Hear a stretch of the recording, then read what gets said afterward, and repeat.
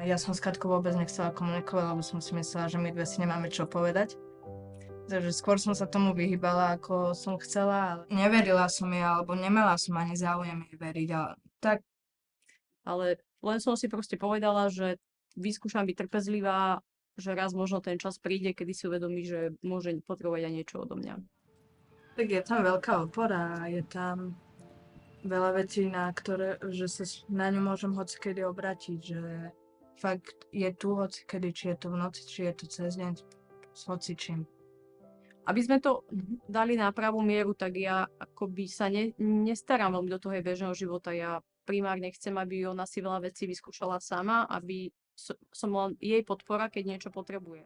Vo svojej praxi terapeuticko-poradenskej sa stretávam s dospelými ľuďmi, ktorí si prešli veľmi zlými skúsenosťami v detstve a viem, aký dopad to na nich má a ako mení tento dopad to, či majú vo svojom živote niekoho, o koho sa môže oprieť, na koho sa môžu spoľahnúť, s kým majú veľmi dobrý vzťah.